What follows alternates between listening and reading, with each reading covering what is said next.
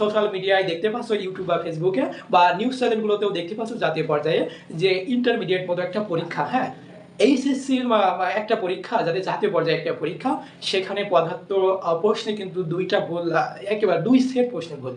এটা আসলেই মানা যায় না। যারা হিউজ পরিমাণ পড়াশোনা করে তাদের জন্য খুবই একটা কষ্টের বিষয়, কারণ একটা প্রশ্ন সলভ করার সময় যখন উত্তর না মেলে তখন কিন্তু মাথায় আর কাজ করে না। এটা খুবই একটা প্যারাদায়ক, আর বাকি প্রশ্নগুলোর অ্যান্সার সুন্দরভাবে করা যায় না। তো এইটা যেহেতু শিক্ষামন্ত্রী বলছে, সংসদে বলছে যে ওখান থেকে 20 মার্ক দুইটা সৃজনশীলের জন্য দিয়ে দেবে, কিন্তু যারা খুব ভালো করেছে বা ওইটা মেলেনি বলে পাওয়ার পরবর্তীতে ওইটা কেটে দিয়ে পরে আর একটা লেখার চেষ্টা করেছে, তারা কিন্তু ওই নাম্বারটা পাবে না। এরকম হয়তো হতে পারে, তারা আসলে পাবে না। হয়তো যারা টাচ করেছে হয়তো ওই প্রশ্নগুলো হয়তো তারা ফুল মার্ক পাবে, কোনো ডিটেলস কিন্তু জানাই নাই ওইভাবে। তো তারপরেও আছে যে ইন্টারমিডিয়েটের পরীক্ষা, যেটা 2 বছর পড়াশোনা করেও কিন্তু একটা সাবজেক্ট খুব ভালো করে আয়ত্ত করা যায় না।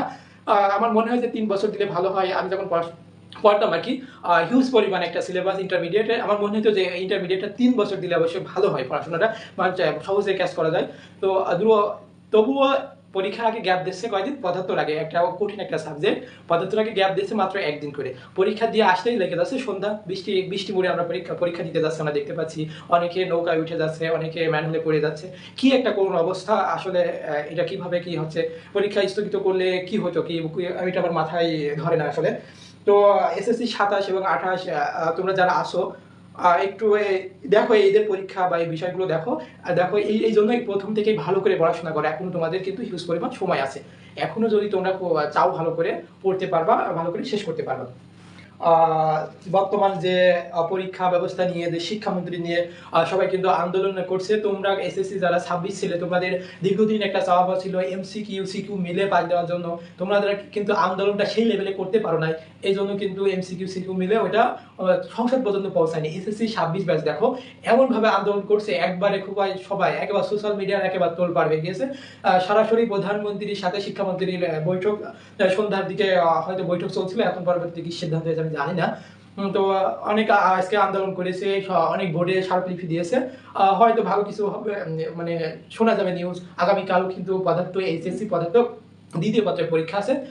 যদি কিছু না হয় কিন্তু আগামীকাল যদি কোনো নিউজ না আসে, ব্রেকিং নিউজ না আসে, তাহলে আগামীকাল কিন্তু এসএসসি 26 ব্যাচের দ্বিতীয় পত্র ফিজিক্স পরীক্ষা হবে।